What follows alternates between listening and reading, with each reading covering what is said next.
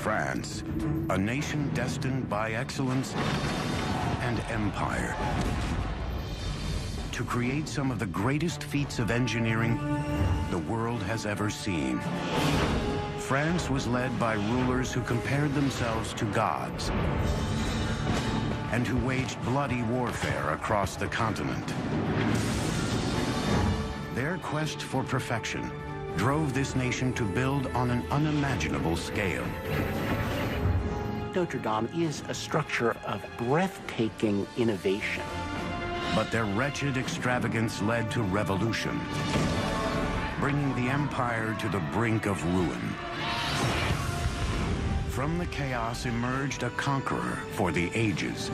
Napoleon was a force of nature. His single-minded goal, empire on the scale of Rome.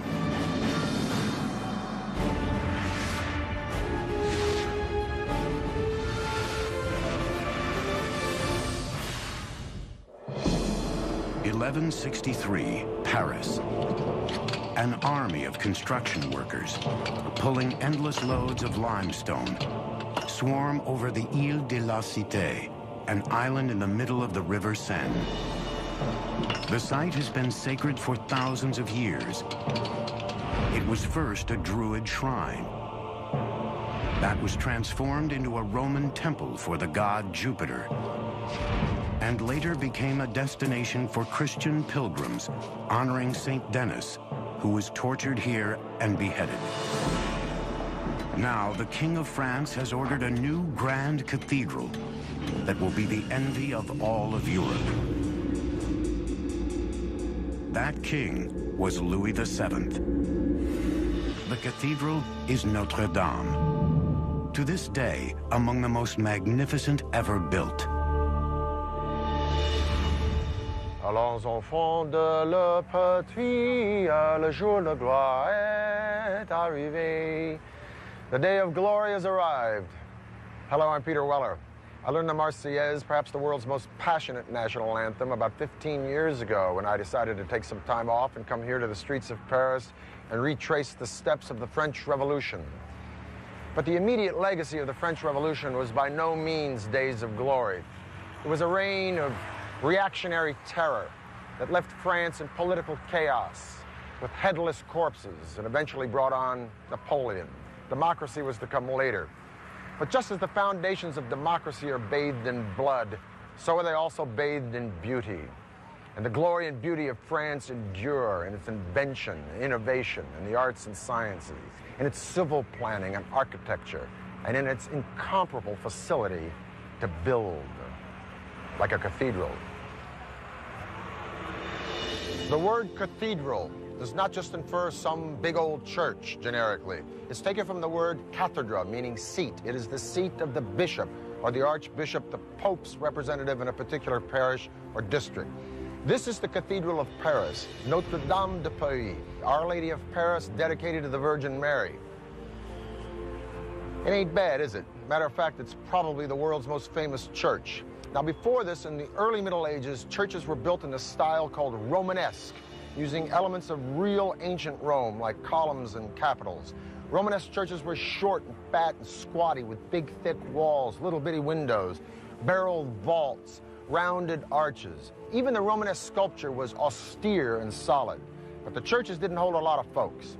And the Bishop of Paris, Maurice de Sully, not only wanted a church that would fill up with thousands, he wanted a church that would inspire awe. De Sully was regarded as a Christian icon in France. After years of bloody fighting, he and Louis VII wanted to consolidate their control over the feudal lands of France. Their great cathedral would be the cornerstone of that new regime and a symbol of their awesome authority. It would be built in a way never before seen on Earth.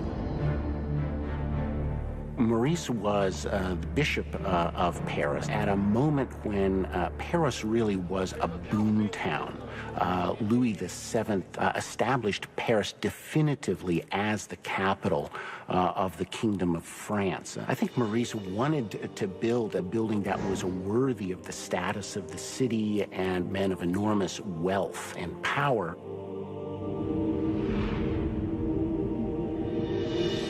The 2 centuries from the 1100s to the 1300s that it took to build Notre Dame, from soup to nuts, is a period we call Gothic. But originally Gothic was a disparaging term. Isn't that always the way when the next generations don't like anything that came before? Gothic falsely meant of the gods or barbaric.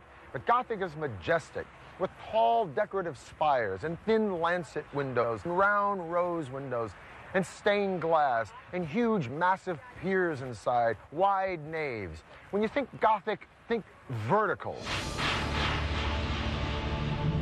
The Gothic, one of its primary characteristics is the sense of both spaciousness and scale and extreme lightness, both structural lightness and then an interior filled with light filtering in through the stained glass windows. It presented a kind of new vision or new image of heaven to the worshiper. Notre Dame would be the length of a football field, with walls towering 100 feet into the air. So big that it would engulf des Soulis' old church, which continued to hold services during the early years of Notre Dame's construction. Scaffolding provided a framework for lifting heavy equipment and materials, wooden braces, and stonework for constructing the vaults. An ingenious man-powered wheel crane mounted at the top of the scaffolding was used to lift the heaviest material. A man or two would have gotten in the wheel and essentially like a hamster hoisted the materials up. To build the cathedral, thousands of workers would spend their entire lives erecting these walls. Each mason seems to have had a mark which he would carve into the blocks so that they would get paid by the piece. One often has the romantic notion that each stone was a kind of carved prayer. But it was much more practical than that. If there was no money, there was no work. So many thousands of tons of stone were needed that it started a craze called the cult of carts, wherein men, noblemen and commoners, would hook themselves to ox carts and pull the stones seeking absolution along the way. Now, as opposed to Rome in the Renaissance and even now, where architecture is deductive, that means it's thought out on paper according to mathematical proportions, Gothic architecture was additive. Some of these churches were just drawn in the dirt and then they went up. It's not to say that they didn't have a plan, but if they made a mistake, they added a pier or a wall or a pointed arch. Now, the thing with Notre Dame is that the weight of these stones, the downforce was so incredible. They also had the added problem of the wind because they were building up. Subsequently, they invoked this fantastic engineering element called the flying buttress. The flying buttress is this sort of half arch which displaces the weight out and then down. Notre Dame was so magnificent that it started a craze of Gothic building throughout Northern Europe, even before it was half finished. In the past, builders with soaring ambitions had always been stymied by gravity. The crushing weight of a stone ceiling created too much outward stress on the walls. It may have even started out as an ingenious type of scaffolding to support the walls. But now, as architects scrawled out brilliant blueprints in the shadows of the rising structure, the solution of the flying buttress would become a design element for the ages. With this support, load-bearing walls could contain large cutouts for majestic windows that previously were impossible. The walls would have been too weak. By 1190, the south and north nave walls and lower vaults were erected. The western towers were also underway, rising independently to the height of the Great Western Rose Window, perhaps the most famous stained glass in the world.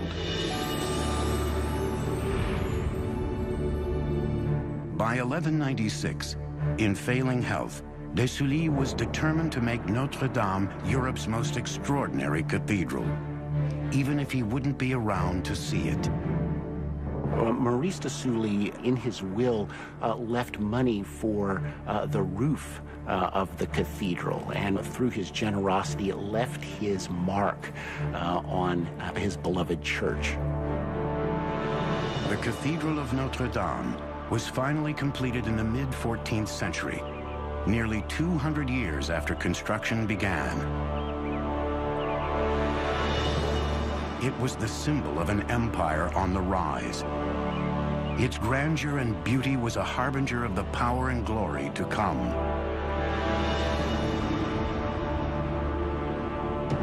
But first, the empire would be rocked to its foundations by a ruler who compared himself to a god, who encircled France in spectacular fortifications and constructed the largest palace the world has ever seen.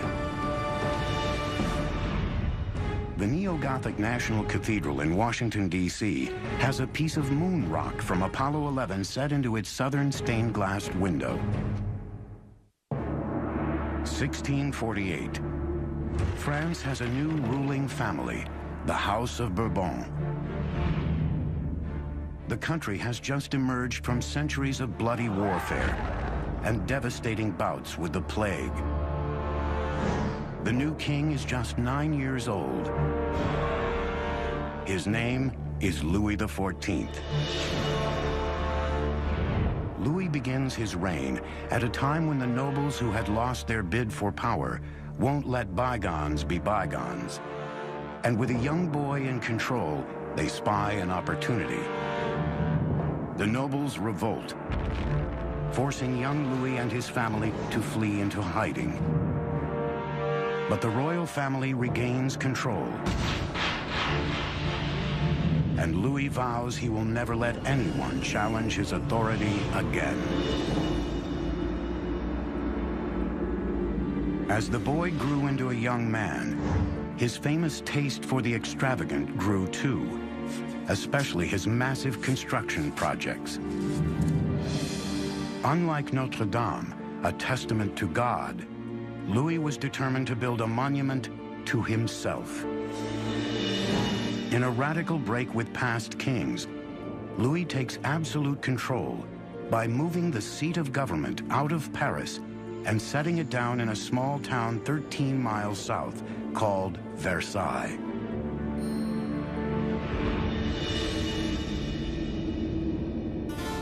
In 1661, architects began work on a colossal complex that would be the nerve center of the empire. Louis XIV wanted spectacular achievements. He wanted spectacular engineering, spectacular architecture. Versailles itself is a statement that says a lot about the kind of image he wanted to project to the world. You know, he wanted to be #1 power. Versailles. It was here that the powdered wig and puff pastry were raised to high art. 700 rooms, 2,000 windows, 1,250 fireplaces, 1,800 acres of gardens, 1,400 working fountains. And not only did Louis call these magnificent digs home, he also called them office. Because if you're the king, you don't go to work. Work comes to you. After all, this is the dude who said, "L'État c'est moi." The state is me. And what better place to be the state than in a pad that's got an entire hallway made out of mirrors? Let me put it this way. If you were called on the carpet at Versailles, it was a pretty long carpet. By 1682, when Versailles was finished, it would have become the symbol of the power and the glory of the regime ancien. His gardens and fountains were the most beautiful the world had ever seen. But they needed one thing: water. To solve this problem, Louis commissioned probably his most extraordinary feat of engineering: the Marly machine, an enormous pumping station to bring water from the Seine 3 miles upstream to his beloved fountains here. Inaugurated by Louis in 1684, the Marly machine was a miracle of hydraulic engineering. It was powered by the current of the Seine, flowing through 14 gigantic water wheels capable of supplying 100 million gallons of water a day.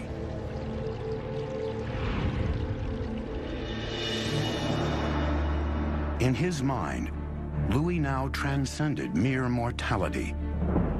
He identified himself with Apollo, the Greek god of the sun, and adopted a new name, the Sun King.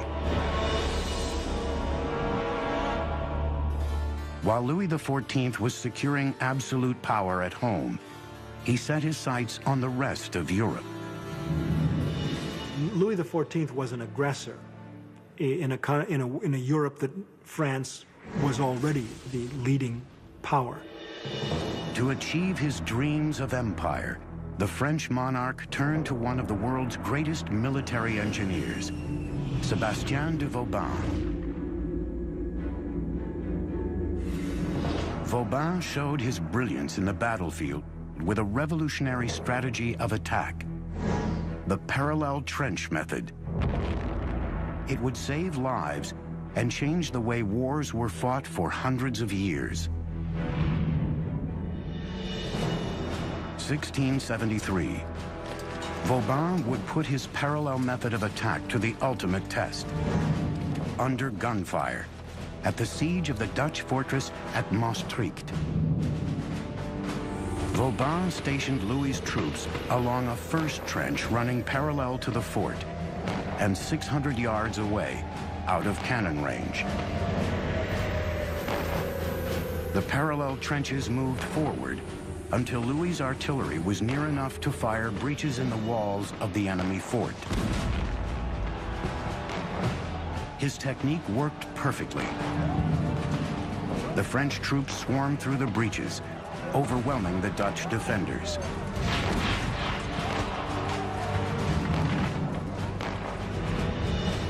Vauban's new trench warfare led to victory after victory and allowed Louis to travel to the front lines, hazardous duty for earlier kings. Vauban offered him the possibility to be the winner at the war. The most beautiful attack of Vauban was the one where the king is here. Every spring, Louis would lead his army to besiege border towns, taking much of the court with him, including his queen and mistress. Vauban's siege tactics helped Louis expand the borders of France. His defensive genius, building and renovating 300 forts around the country, virtually sealed France off from attack. In ancient Rome, the geometrical shape that was considered most divine for building was the circle or the square for its precision and symmetry. We call this today the centralized plan. Now, this centralized plan became the inspiration for Vauban to build a fort, except in the shape of a star.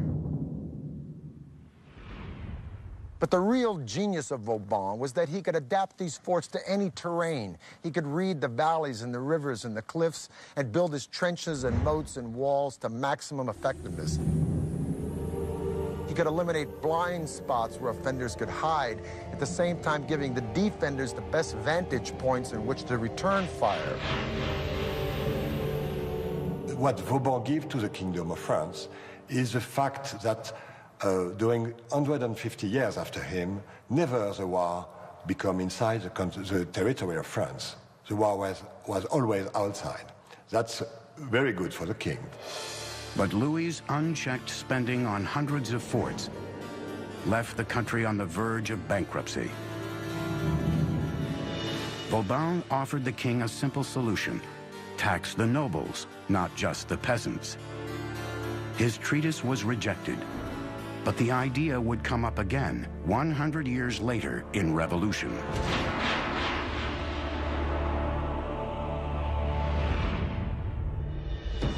But for now, Louis XIV was the most powerful monarch on earth. With his European expansion underway, he would set out to dominate the seas with a passage from the Atlantic to the Mediterranean, a passage no one believed could ever be built. The First World War officially ended in 1919 when Germany signed the Treaty of Versailles, in the Hall of Mirrors. Louis XIV tamed nature just like he did empires. He pulled these parks and gardens of Versailles right out of a marsh. He spared no expense in diverting the rivers around Versailles to fill up these 1,400 fountains. But while these fountains were being designed, there was a salt tax collector named Pierre-Paul Riquet who had water dreams of his own. He dreamed of connecting the Mediterranean Sea with the North Atlantic Ocean with a waterway that would cut all the way through France. The influence of France during the reign of Louis XIV was so profound that French became the spoken language amongst the educated of Europe, as well as the language of diplomacy amongst all the European monarchies. But Louis XIV detested dependency upon these monarchies, particularly Spain, for its access from the Mediterranean Sea to the Atlantic Ocean. Well, this tax collector with a dream, Pierre-Paul Riquet, was going to fix that little problem for Louis with the Canal du Midi that would not only connect the Mediterranean Sea to the North Atlantic, but would pave the way for the 19th century Industrial Revolution, when to have a canal would be an absolute must for any country that wanted to make money. Pierre-Paul Riquet was a young boy when he first heard about the idea of a canal through France that would allow ships to bypass the long sea voyage around Spain. He dreamed about it all his life. I doubt whether Riquet was very easy to live with, because he was so caught up with this project. He was so, I think it's fair to say, he was obsessed by it. Something in him made him want to build, made him want to achieve something concrete that would go down for posterity. 1662. At age 52, after amassing a private fortune in the lucrative business of collecting taxes for the king, Riquet was ready to step out of his comfortable retirement and step into engineering history. With an ingenious solution to one of the most vexing architectural problems of the century: how to keep the canal filled with water.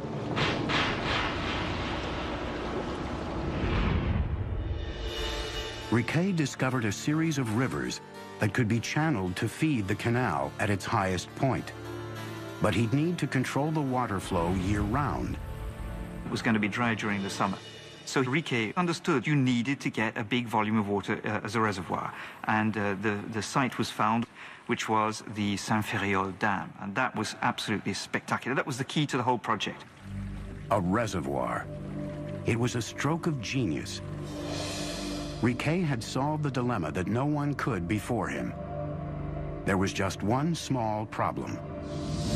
To supply the canal with enough water, he would have to build the largest dam the world had ever seen. It would stand 105 feet tall and have a thickness of more than 450 feet. Behind it, a 2 billion-gallon artificial lake. The Bassin de Saint-Ferréol would collect water from several sources. It may have looked good on paper, but there was only one man in the world with enough money to foot the bill for Riquet's bold project.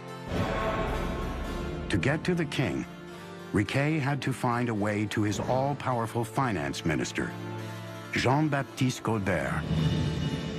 He sketched out his blueprints and presented them to Colbert. Colbert instantly recognized its potential to provide revenue and fatten the nation's coffers. The next step was to convince the king, who liked the idea. The canal would be a grand project worthy of his reign. Louis XIV acutely realized the potential of architecture to establish an image that would embody not only his personal authority and status, but also that of the Kingdom of France that he ruled. Even so, Riquet had to stake his own savings to pay for 1/3 of the project before Louis would give his approval.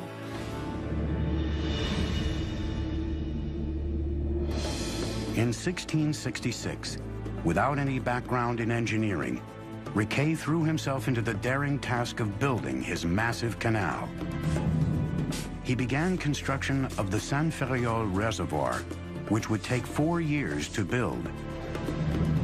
While work on the reservoir and feeder system was underway, The first stones were laid for the canal itself in Toulouse on November 17, 1667. By January 1668, 2,000 laborers were already at work.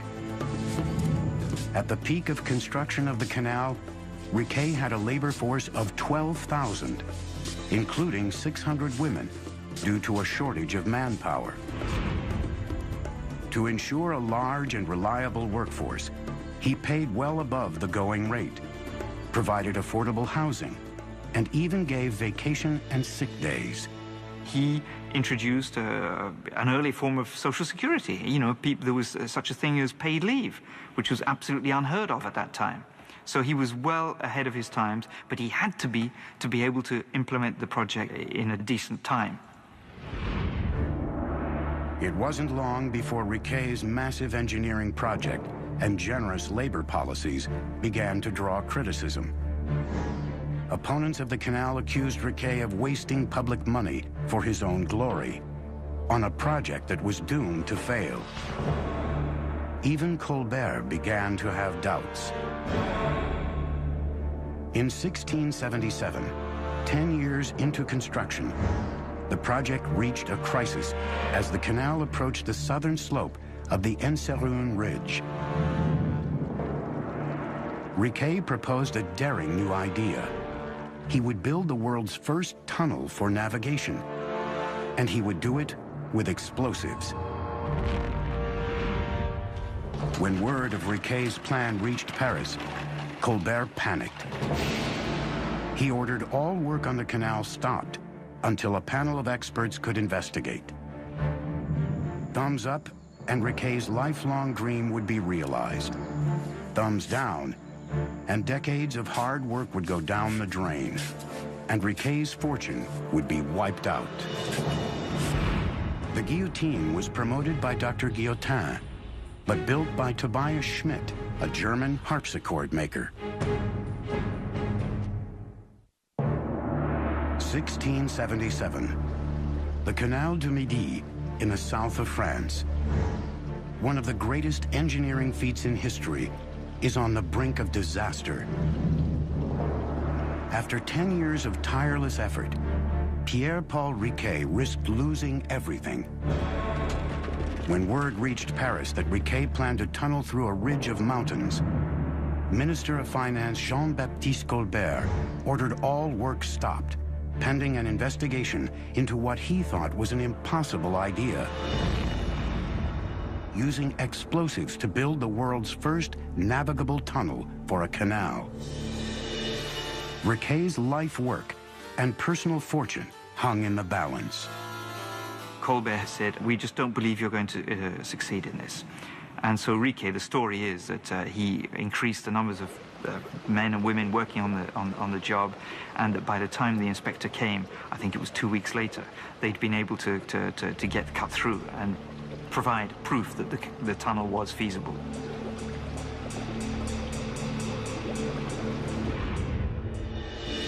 For 15 years, Riquet had faced every conceivable obstacle, natural and man-made, to build his beloved canal.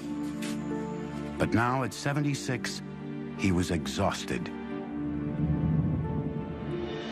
On October the 1st of 1680, Riquet, gravely ill, called his son to his bedside and asked, "Où est le canal?"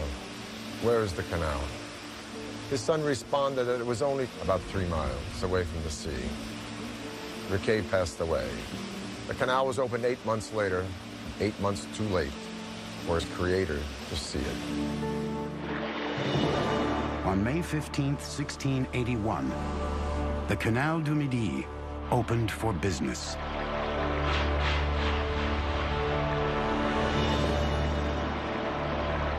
Canal du Midi is a masterpiece.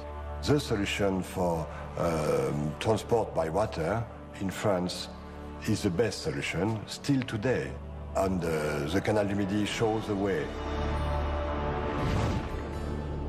The Canal du Midi was only one of dozens of projects Louis XIV built in his lust for power and glory.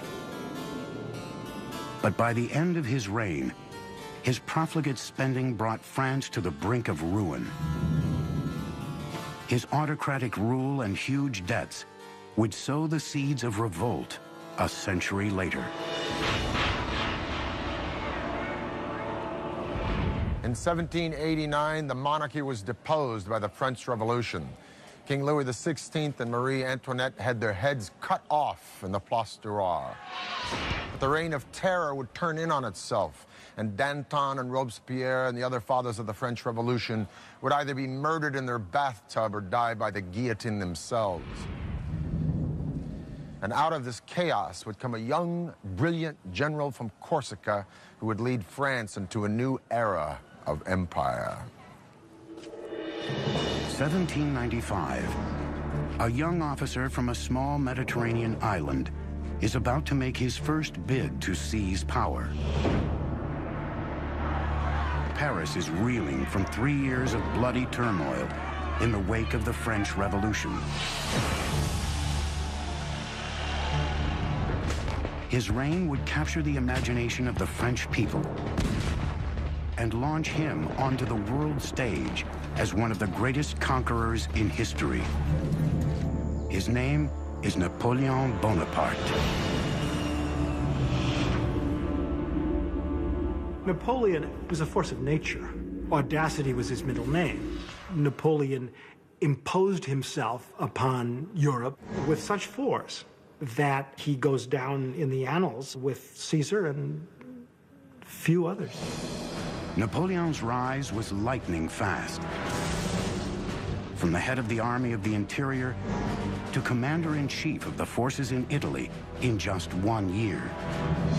In 1796, Austria attacked French troops in Italy, and Napoleon took a disaffected and undernourished army and turned it into a veritable force.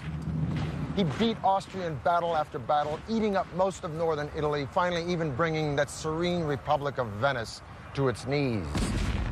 When Napoleon returned to Paris, he was a star, and then he started to take over. But believe me, after 10 years of the blood and guts of the French Revolution, the people of Paris and France were ready to say, "Praise the Lord." In 1804, Napoleon was crowned emperor at Notre Dame.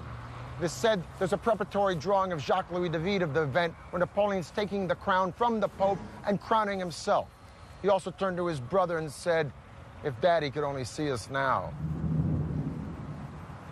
Now, with his astounding ego, it's interesting that Napoleon was averse to creating monuments to himself, but he created one, 70,000 tons of stone in the shape of an arch, modeled on the Arch of Titus in the Forum of Rome.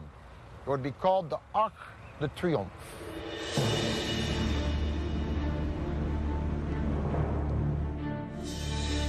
In 1809, Napoleon chose architect François Chalgrin's design for his triumphal arch.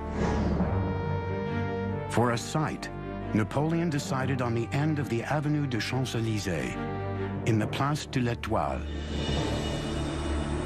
The structure would consist of a simple arch with a vaulted passageway, 98 feet high and 49 feet wide. In all, 164 feet high and 148 feet wide. The arch would be twice as big as its inspiration in Rome. At the base of the arch's pillars are 4 huge relief sculptures commemorating the Revolutionary and Napoleonic Wars. The view of that grand arch, standing majestically like a crown atop the most celebrated street in Paris, had power and glory written all over it. Napoleon was a self-made man, and that's in many ways what much of the revolution stood for, was that kind of brash individualism which took people's breath away. By 1812, Napoleon had conquered most of Europe, but then the boy bit off more than he could chew. He invaded Russia. The rest, as we say, is history. Poor supply trains, harsh winters, the resiliency of the Russian people, Napoleon was defeated, forced to abdicate, and exiled to the island of Elba. But he escaped and enjoyed a short reprise of power we call the 100 Days, before he was defeated at Waterloo and exiled again, this time to St. Helena, and for good.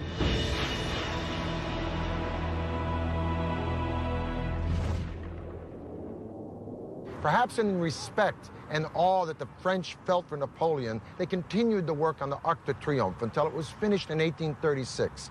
And the Arc de Triomphe would stand as the emblem of France until a wiry, bizarre skeleton of a building made out of iron would change the idea of an urban skyline forever.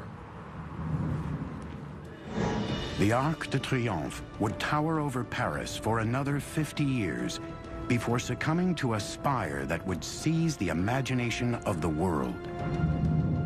In 1889, Paris would build itself one of the most memorable and daring monuments on Earth, the Eiffel Tower. Napoleon was not short. At 5 feet 6.5 inches, he was even slightly taller than the average Frenchman of the 19th century. In the years after Napoleon's defeat, France survived 3 bloody revolutions in its turbulent move away from kings and emperors toward democracy. The 1880s marked the zenith of the French Empire, a colonial superpower covering 1/3 of Africa, Indochina, and a wide swath of the Caribbean. The International Exhibition of Paris of 1889 was designed to celebrate the centennial of the Revolution and establish a new era of power and glory for France. The French government chose a grand centerpiece for the expo, an epic 1,000-foot tower, a bold symbol of optimism and self-confidence. The Minister of Commerce, Edouard Lacroix, saw it as a symbol of progress, where he said humanity gravitates endlessly upward. A design competition considered 100 proposals, including one from the engineering firm of Gustave Eiffel. Since the 1830s, engineers had been trying to build such a tower without success. Eiffel's international reputation as a superb builder of enormous bridges and megastructures, and his elegant design for the tower, made him the easy winner. But Eiffel's tower didn't please everyone. As soon as his design plans were made public, there was an enormous outcry from Parisian artists and intellectuals. It was claimed that it was ugly, it was industrial, it was useless. It was a travesty to the Parisian landscape, which contained all sorts of wonderful classical structures. Today we take the Eiffel Tower for granted, but if you think about it in its time, this thing was pretty bizarre. Gustave Eiffel was about to transform the concept and appearance not only of a civil structure, but an entire city skyline. This thing was going to be the forerunner of the skyscraper, and a lot of folks in Paris didn't dig it. Just like 100 years later, they didn't particularly like the pyramid from IMP in front of the Louvre. But with the Eiffel Tower, it wasn't just the city do-gooders, but serious architects and writers voraciously lobbied against it. Guy de Maupassant supposedly said, "I'll eat there because it's the only place in Paris where I don't have to look at the thing." The tower would be 985 feet tall, the tallest man-made structure in the world.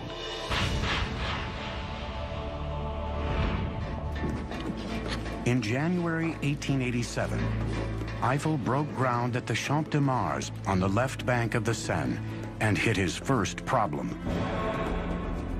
Soil samples for the site of the 2 piers along the river were wet and soft, a serious obstacle for a 7,000-ton tower. Eiffel's solution? An innovative approach to anchoring his massive tower. For the riverside foundations, he sunk airtight iron chambers, or caissons, so workers could excavate below the water level right down to a solid rock footing. The foundations were set on the diagonal, so the tower's 4 massive columns would exert their thrust at right angles to the foundation blocks. Eiffel displayed his genius for innovation in his design for the cylindrical shoes that hold the columns. In each, he placed a hydraulic piston so he could align the columns precisely once they were erected. Eiffel now faced the single greatest challenge of all: wind. His solution would chart the course for all future skyscraper technology. The biggest names of 20th century architecture would all follow in his footsteps. Eiffel was a leading authority in the aerodynamics of high frames, but even he was building into the unknown.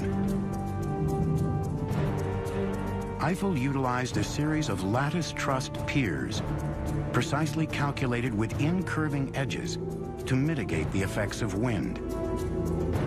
He designed the tower so that it would never sway more than 4 to 5 inches in the strongest wind.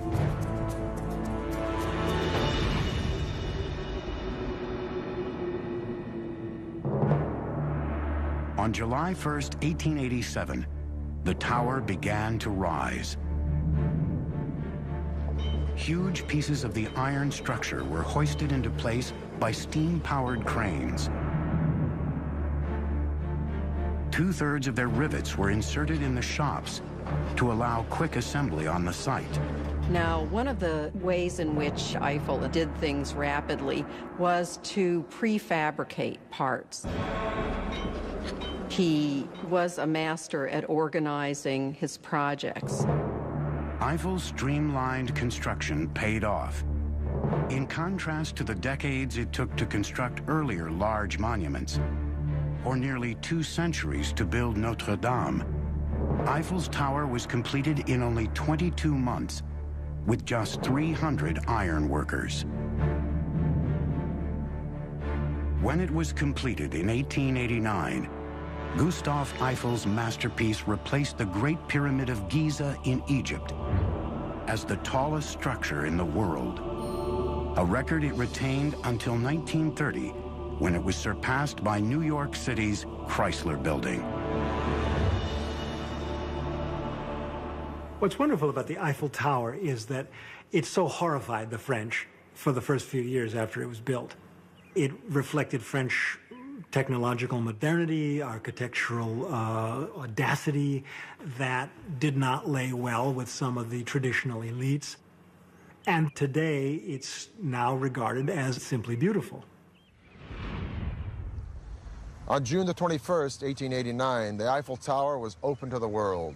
Gustave Eiffel conducted personally guided tours for many celebrities and royals, including Buffalo Bill, the Shah of Persia, the King of Siam, the Prince of Wales, even Thomas Edison. Young women bought dresses called Eiffel climbers. The tower was the hit of the exposition, attracting almost 2 million people. Gustave Eiffel had financed almost 80% of the tower in exchange for the proceeds from all the concessions. He got his money back within a year, and the tower eventually made him a very rich man. The Eiffel Tower symbolized an ideal Republican society, that is, the towers made up of many small pieces that interconnect and mutually support each other, all people from all walks of life mutually supporting each other in a democratic government, holding up the republic and moving it forward.